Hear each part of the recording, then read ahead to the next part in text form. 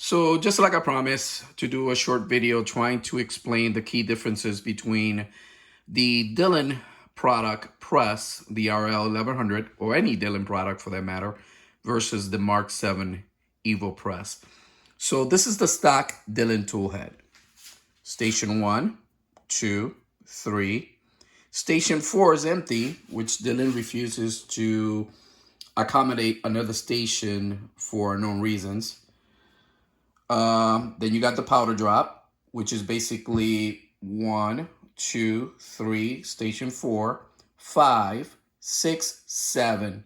So you have 7 stations on the stock Dillon tool head. This is an aftermarket tool head by On Point Manufacturing, and it basically gives me an additional station to work with. Station 1. Station 2, which I have the FW Arms decapper. Station 3 has the Lee U die, sizing die, which I use on the sway station. Station 4 has the Dillon sizing die, which basically I'm just using it to hold down the primer, the casing on the primer stations to stabilize the casing. Obviously, you got the powder drop, bullet drop, bullet seater, and bullet crimper. So this tool head allows me to have a station. 1, 2, 3, 4, 5, 6, 7, and 8. The stock Dillon station, 1, 2, 3, skip 1, 4, 5, 6, 7. So, Dillon is able to do another station here, but they refuse to do so for unknown reasons. Anyway, so this is the Mark 7 Evo press, which is basically set up to load 9mm minor. And my Dillon RL is used to load 9mm major. So as you can see, the build quality, the overall press is just a beast of a machine. The priming station is vastly superior than the Dillon, whereas the Dillon still is using a mechanical type of priming station, which is basically fucking outdated, to be honest with you. This is the cam bolt guide, which I basically designed a new one myself because the stock Dillon cam bolt guide kept breaking off.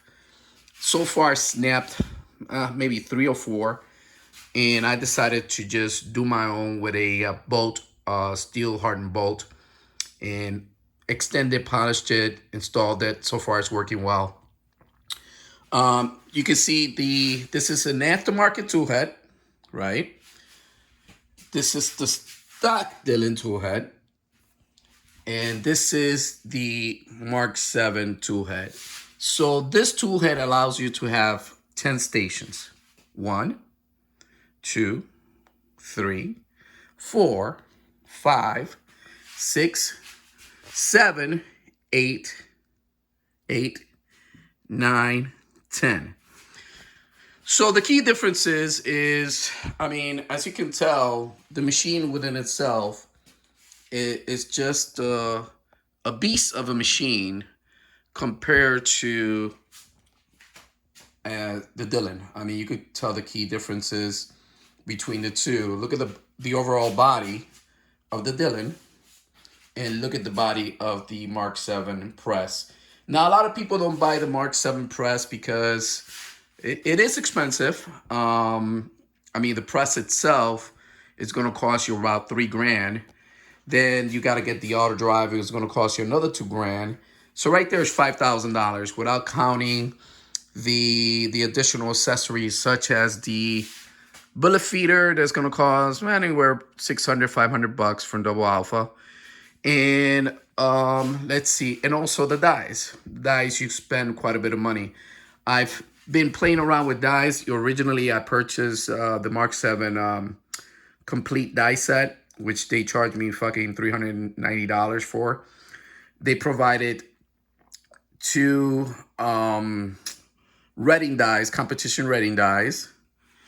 They also had a Mighty Armory decapper.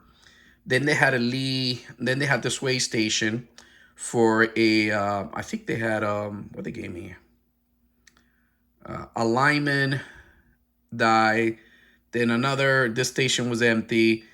Then they gave me another Lyman die as a case expander. Just even the powder dropping is way superior. It's more precise, more solid built. It's just an amazing machine, to be honest with you. Whereas the Dillon, even the powder drop station is, for the most part, okay, it works, but it's not as precise as the Mark 7 press. Automatically, the Mark 7 press also comes with a baffle, which aids in better powder dropping accuracy. The Dillon, when it originally came, it did not come with this powder baffle. So this is an aftermarket part that I had to purchase for like, I don't know, $30 for this fucking baffle. Then what I did, I polished the internals, polished everything up so it could smooth, run better. So now I'm getting more precise powder droppings. Also, the Dillon press comes with a fucking bolt here that you have to manually use pliers to adjust the powder drop, which I think is fucking ridiculous. So I had to purchase a metering adapter from Arminov to adjust for proper powder dropping without have to using pliers or any bullshit tools, which is, again, Dillon is not a bad machine. Don't get me wrong. It's they refuse to do key upgrades that basically are necessary for the end user. Mark 7, Dillon. Both of them are fully automated. As you can see, I'm using the Evo auto drive on both of them. This says 1050, but it's actually for both 1050 and the 1100. It has different holes where you could basically adjust the press to accommodate the belt the proper size, or actually the proper aligning. So, I mean, I've done a lot of upgrades to this, to the Dillon, to kind of make it run more efficiently. Campbell guide. I put a brass fitting down on the priming station, so the primers could fall more consistent and evenly. I've changed the spring on the case feeder. I've changed the shell plate for an upgraded shell plate, which is thicker, solid, and it doesn't allow any play. I've done a lot of upgrades, a quick change kit for the powder dropping. I've done a lot of upgrades to the Dillon, which basically, when you come to realize, you spend way over price for the type of upgrades that you need to do to the Dillon product versus the Mark 7, which basically have done zero aftermarket upgrades. The only thing I've done to this press is play around with different dies and get it to run, dial it in correctly. Even the shell plate allows you to, when the casing feeds, the die goes far deeper into the casing, allowing for more consistent measurement and precise bullet accuracy. Whereas the Dillon product does not do the same. Even with an aftermarket shell plate, you can see that the die touches the shell plate, but it doesn't go as deep as the Mark 7 shell plate. As you can tell, that the die itself will fall far deeper into the casing, allowing for more precise measurement. So yeah, that's basically it. This video is fairly long. I don't know if I'll be able to send it through you through text, but yeah, this is basically it, man. So if I were you, I'm not saying that the Dillon is a bad product. It does the job. The end result is that Dillon focuses on affordability for the end user. They basically give you a good enough press at an affordable price, but at the end of the day, you end up spending money perfecting the press, fine-tuning it, and doing all kind of tweaks and mods and all this bullshit that Dillon itself could fucking do themselves. I mean, look at this. I mean, this mechanical, basically the tool head has to come down to actuate the cam bolt, to actuate the primer. I mean, what the fuck, man? You know, it's just, you know, look at the build quality of the Dillon. Again, not a bad press, but look at the build quality of the Mark 7. You know, it's just vastly superior. Vastly superior. Good press, don't get me wrong. You could go with the Dillon or you could go with the Evo. Either press would suit your needs.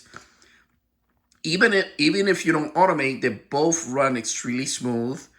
But the Dillon requires a lot more fine-tuning than the Evo. All right, man, if you have any questions, let me know.